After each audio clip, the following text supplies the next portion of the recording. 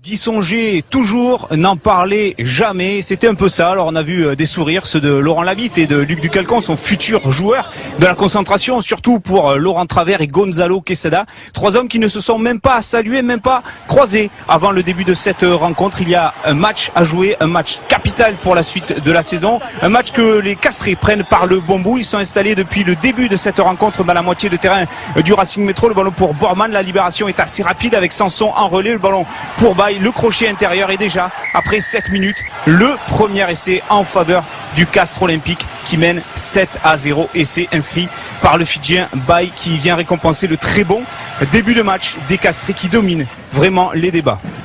C'est dur pour Gonzalo Quesada et Patricio Noriega. C'est dur d'autant que Rory Cocotte rajoute 3 points sur pénalité. On joue depuis 10 minutes et Castres mène 10-0. Grosse nomination de la part des Castrés et le Racing tente de mettre enfin la main sur le ballon et de multiplier les temps de jeu, mais l'agressivité est du côté Castré avec ce ballon mal négocié par Descons, récupéré par Cocotte qui peut l'éjecter rapidement. Ce ballon qui sort pour Sanson, Sanson qui allonge sa passe pour Brice Mac, Mac qui fixe pour Thalès, Thalès pour Martial, la course de l'ailier Castré, le coup de pied par-dessus, il récupère le ballon et à la course s'en va planter le deuxième essai, exploit personnel signé Romain Martial, superbe essai de l'ailier Castré et encore une fois cette agressivité à l'image de Rory Cocotte qui est à l'origine de la récupération, le turnover et derrière ça va très vite avec ce contre à la conclusion Martial pour le deuxième essai. On joue depuis 24 minutes, le CO maîtrise son sujet en ce début de match et ça fait déjà 17-0.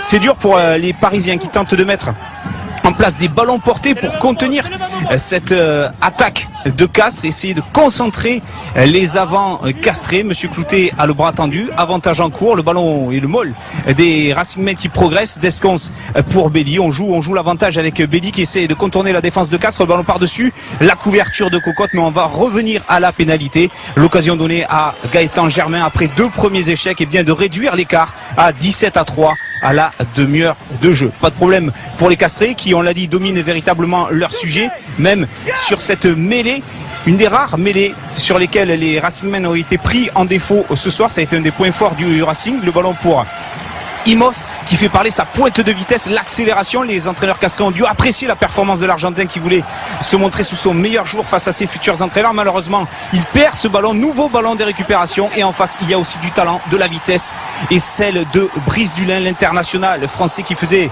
son retour en tant que titulaire. Le ballon est poursuivi au pied par Andreu. Martial s'est jeté sur ce ballon tout comme Julien Brugnot. Monsieur Cloutet demande l'arbitrage vidéo. Martial est sûr de lui, sûr d'avoir aplati ce ballon. Et il a bien raison parce que oui, ce ballon est maîtrisé dans l'embut. Il est essai. C'est le 3e essai juste avant la mi-temps. C'est l'essai du bonus offensif pour les Castrés et le doublé pour Romain Martial sur cette belle initiative de Brice Dulin, même si là ce ballon est peut-être à la limite de l'en-avant pour Marc-André. C'est la mi-temps sur ce score de 24-3 pour Castres.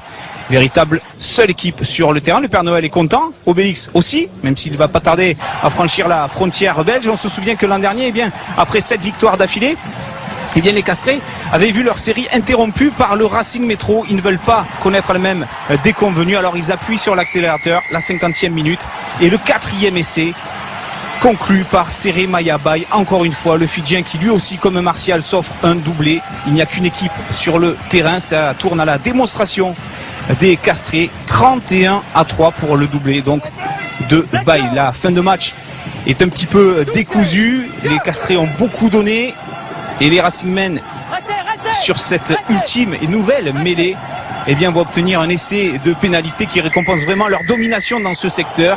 Essai de pénalité à un quart d'heure de la fin, conclu, signalé par monsieur Cloutet, 31-10. Gonzalo Quesada peut s'en aller. Les Castrés, eux, restent sur une 8e victoire d'affilée. Pas sûr que les deux Laurent aient apprécié la performance de leur future équipe. Juste pour revenir sur ça, on a beaucoup parlé du contexte. Franchement, entre nous, on n'en a pas parlé. Le seul contexte qu'il y avait, c'est que l'an dernier, le Racing était venu nous taper ici après 7 victoires consécutives. On l'avait derrière la tête et voilà, je pense que ce soir, on a répondu présent et c'était le seul contexte qu'il peut y avoir.